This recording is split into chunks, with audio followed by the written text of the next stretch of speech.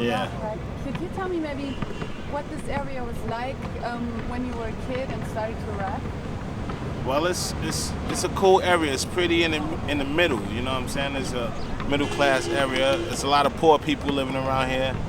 We got projects near here, and you got the good people on the same block as the bad people. You know what I'm saying? You could go to school. And, you got guys selling drugs on the corner. You know what I'm saying? You come up to the park, you can play basketball, or you can sell drugs and get beer and all that. So it's both ways you can go, but there's a positive way out here and a negative way. You know what I'm saying? It's just up to you to go positive. It's up to and it's like that in all areas, I believe. That's right. So when you grew up here, when you were a kid, was it different from today? What was different? I think it's the same. Times always change. You know what I'm saying? It's different styles. It's different trends. Rap is big now. It was big to me when I was growing up as a kid, but it's really big now, meaning they're playing it on the radio. They weren't playing it on the radio back then. The only difference to me is the times, but everything is the same. I got my nephews and my kids to be out here in the streets, and they go through the same thing I was going through when I was young. It's the same. Well, but I think maybe by the end of the 70s, when rap music was still kind of underground and the kids doing it here, could you describe maybe what the style was? There were not as many drugs, and could you also maybe describe how the kids dressed and what was really cool at that time? I think it was different kind of drugs. It was the same amount of drugs. You had heroin addicts. There wasn't no crack around. You had heroin around. You know what I'm saying? People were selling dust, like angel dust, and weed and reefer was always around. You know what I mean? So to me, I guess coke wasn't as big as it is now. But to me, I don't see a lot of coke going on around here. You know what I mean? This is not like a cocaine-infested area with a lot of cokeheads. It was a lot more crowded when we was younger too. The streets it's kind of empty in here. I used to give a party in the park like every weekend. I live right in this backyard over here. I used to bring my stuff through the backyard and just set up at that park house right there. I walk up and I'd be like, yo, feet, here we go. Then my man would come grab the mic, you know what I'm saying, and we do our thing. But it's pretty much the same. It's just that we don't get to come to the park and drop our beats like we used to, and the kids is different. They used to have benches in our park for us to sit at. They took away the benches, I guess, to keep the people out the park. But it's still cool with me. It's still the same. Oh, good. Well, but I guess I want to insist a little bit on that question, because I suppose that the style by the end of the 70s was different. Disco was more influential. Could you describe how the people dressed?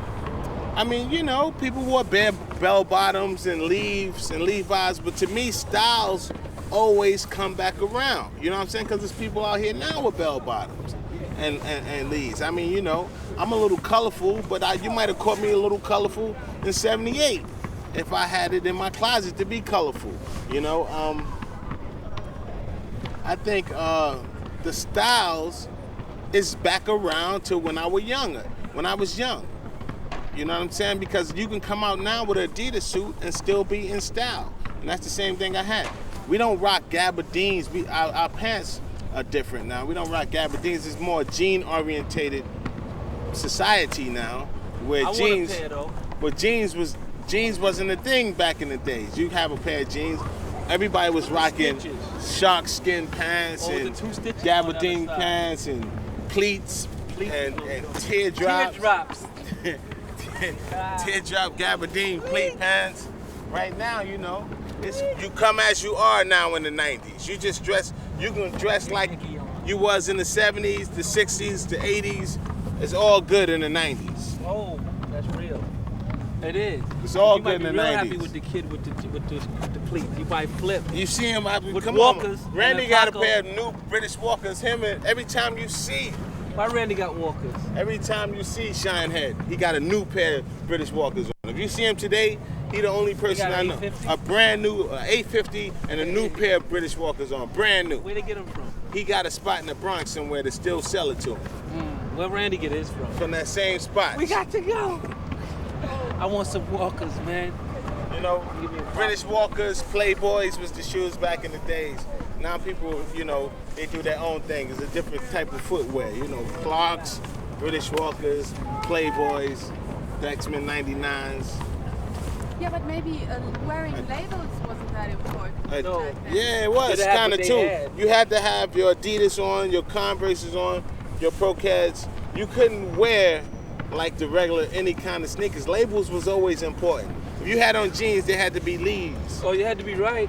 They had to be Lees. If they were Wranglers, they weren't right. Even though they cost the same price, it was always a label thing. And in every neighborhood, in every ghetto, is always going to be about labels. Well, but Daryl actually just told me that kids would get the stuff out of the closet of their grandfathers, for example. Right. But that's what I'm saying. That's what in the 80s, if you pull something up out of the 70s that was like real fly, like still now, my nephew would pull something out of the 70s that I saved up from my father, and still, if it's a nice, you know, outfit, it's just a nice outfit, regardless of what the label was. If it's nice, it's nice. If it's hot, it's hot. So the clothes that a lot of rappers and dancers wear are very baggy, very loose fitted. And could you say something about the functionality? Just comfortable, man. Like you wear what's up, man. You dress the way you feel comfortable. Right now, I felt comfortable putting on some. I want that though. I'm always comfortable. You know what I'm saying? I always put on something that's real loose and comfortable. You know, that's basically it. In the 80s, you could be a little tight with your jeans in the 80s and get away with it. You know what I'm saying? Calvin Klein had their thing out where they had to be tight. Can't be you know, tight, guys and everything. Right now, you Can't be like this. you gotta have some room to breathe. You're wrong. What are the major sports that are influential for rap style? Always basketball, man. Basketball, I guess, because we start rapping, you know, you come to the park, like these little kids right here, they pull to the side, they might just start rhyming. They got necks waiting for their game, they'll stand to the side, and they might just start rhyming. You know what I mean? So I guess the park, whatever you're doing in the park is influential. To this neighborhood is basketball. As you can see, we don't have no football field. We don't have nothing but the basketball court. And I guess that's what's influential to us. So, but the clothes you're wearing right now, it's not basketball. Nah, this is Phat Farm. You know what I'm saying? This is Run's brother clothing line. You know what I'm saying? I like going there. It's like our own ghetto version to me of like what Ralph Lauren is doing, but I'm representing somebody who I love, who's my people, you know what I'm saying? And he just got some hot designs up in the spot, and he make basketball jerseys, and you know, he got a little basketball gear up in his spot. If you go up in Phat Farm now, you're gonna see some jerseys and some shorts, so people come on the court and get down. I just dressed like this. I felt like I was gonna be bright. I know I was gonna be out all night, so I wanted to be warm and bright at the same time. But this is more, I think, what sport style would you say is Oh, this right here is more, I guess, you know, selling or something like that. You know what I'm saying? These are like rain pads. I mean, you know, this is vinyl. This is for. I guess you could go out and get on a boat and do your thing with what I got on. What's up? That's about it. God bless. Yeah, that's what I wanted. So when you started with Run DMC on stage, you were wearing these really big gold chains. Nah, We didn't start rocking the gold chains. It's just that I got a lot of money. And I brought me a gold chain. And those are my homies, so I brought them a gold chain. You know what I'm saying? I went in the store, I brought me one, and he had two more. So I had a lot of money, so I brought my friends one. You know, when we came out the next day, we had the fat gold chains. You know? And that's how we was doing it. Well, and then there came more and more gold chains. Was that Nah, we never rocked a whole lot of gold One chains big like one. Mr. T. We used to just rock one chain. You know what I'm saying? One chain, we had the Adidas sneaker at the bottom of the should have chain. yours on now. I still have mine in my should have safe, it on, in right? my vault. wouldn't be fake at all. I still have my jewelry. I just don't wear it. Why? You wouldn't be fake at I all. just don't, I don't wake up in the morning, I didn't put it on. I forgot. I don't wear the gold chain. It's just too big sometimes, you know what I'm saying? And it's expensive. It's like $10,000. It's like walking around with like $15,000 on your neck, you know what I'm saying? And I just even though I got expensive rings and watches, that big gold chain just is screaming out, telling people, hey, that's $15,000.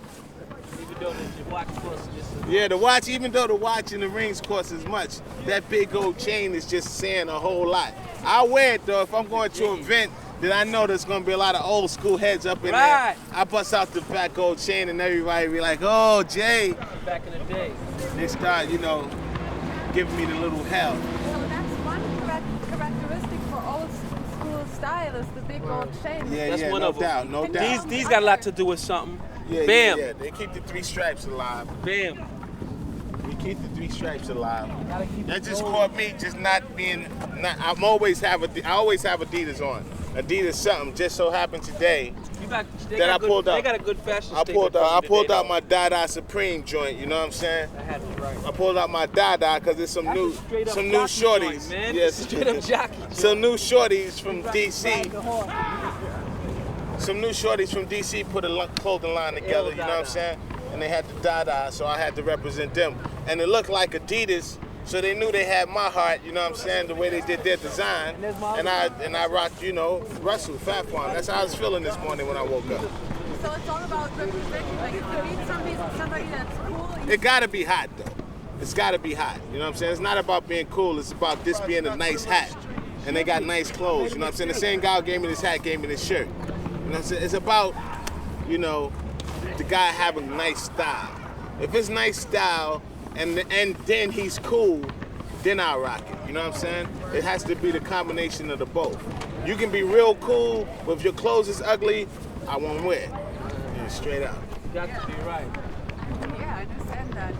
So please, could you again tell me the difference between old school style and new school? Rapping or clothes? Rapping and clothes. I don't feel like, because I know some young guys who rap like they was from the 70s and dress like they was from the 70s. And you can't say that they old school because they just was born, they 15 years old. They just know that old school flavor. They got the old school flavor and clothing, dressing, you know what I'm saying?